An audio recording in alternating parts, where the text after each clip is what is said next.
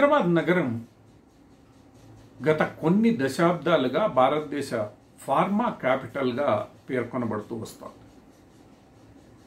హైదరాబాద్ నగరంలో దశాబ్దాల క్రితం ఏర్పాటు చేసిన ఐడిపిఎల్ కావచ్చు, ఐసిఐటి కావచ్చు, అంటే Indian drugs and pharmaceuticals limited, Indian institute of chemical technology, అటు పిమ్మట సిసిఎంబి, ఇండియన్ ఇమ్యునలాజికల్స్ లిమిటెడ్ లాంటి ప్రభుత్వ రంగ సంస్థల కారణంగా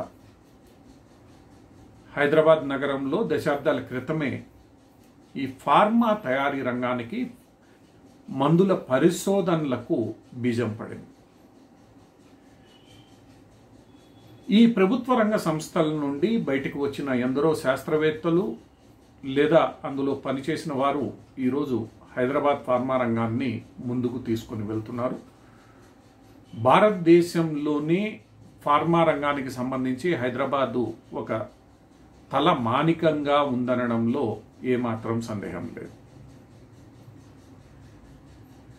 ఈ నేపథ్యంలోనే చంద్రబాబు నాయుడు హయాంలో ఈ ఫార్మా రంగ అభివృద్ధికి, ఫార్మా పరిశ్రమల స్థాపనకు జీనోమ్ వ్యాలీని నెలకొల్పడం, ఫార్మా పరిశోధనలే కాకుండా బయోటెక్నాలజీ రంగంలో కూడా హైదరాబాదు తనదైన శైలిలో అభివృద్ధిని సాధించింది. ఇదంతా కూడా ఐడిపిఎల్, ఐఐసిటి లాంటి ప్రభుత్వ రంగ సంస్థలను 1950లు 60ల్లో భారత ప్రభుత్వం ఏర్పాటు చేయడం ద్వారా సాధ్యమైంది. ఈ మొత్తం పరిశ్రమకు అవసరమైన మానవ వనరుల అభివృద్ధి తద్వారా జరిగిందనేది అందరూ అంగీకరించే విషయం. అయితే ఇటీవల కాలంలో ఆధునిక సాంకేతిక పరిజ్ఞానం పెరుగుతున్న వేళ ఫార్మా రంగంలో వస్తున్న సాంకేతిక పరిజ్ఞాన మార్పులకు అనుగుణంగా నిపుణులను స్థానికంగా తయారు చేసుకోవడంలో రెండు తెలుగు రాష్ట్రాలు విఫలమవుతున్నాయన్న విమర్శలు తలెత్తుతున్నాయి. ముఖ్యంగా కెమికల్ ఇంజనీర్లు కావచ్చు,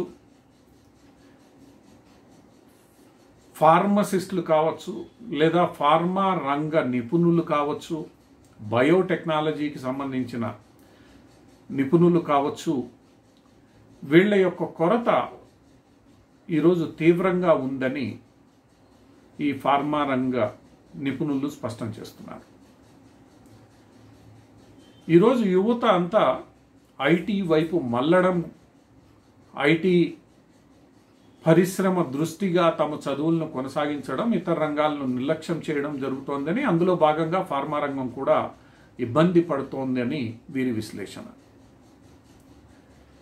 ఈరోజు హైదరాబాద్ నగరం ఫార్మాలో ఏదైతే అగ్రస్థానాన్ని సాధించిందో దాన్ని నిలబెట్టుకోవాలంటే తగిన ఆధునిక సాంకేతిక పరిజ్ఞానంపై పట్టు కలిగిన నిపుణులు ఎంతో అవసరం ఉందని, అటువంటి నిపుణులను తయారు చేసుకోవడంపై రెండు తెలుగు రాష్ట్రాలు దృష్టి కేంద్రీకరించాలని వీరు సూచిస్తున్నారు.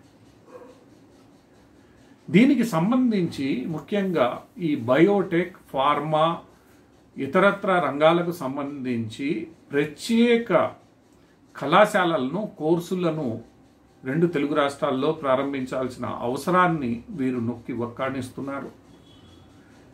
అలా ప్రత్యేక కోర్సులను తయారు చేసి విద్యార్థులను తగినట్లుగా తీర్చిదిద్దగలిగితే ఇప్పటికే ఎంతో ముందంజలో ఉన్న ఈ ఫార్మా పరిశ్రమ రెండు తెలుగు రాష్ట్రాల్లో మరింత వేగంగా అభివృద్ధి చెందే అవకాశం ఉందని, ఈ దిశగా రాష్ట్ర ప్రభుత్వాలు చర్యలు తీసుకోవాలని, తద్వారా నిపుణుల కొరత తీర్చడమే కాకుండా స్థానిక యువతకు ఉపాధి కల్పించడానికి వీలవుతుందని వీరు సూచిస్తున్నారు.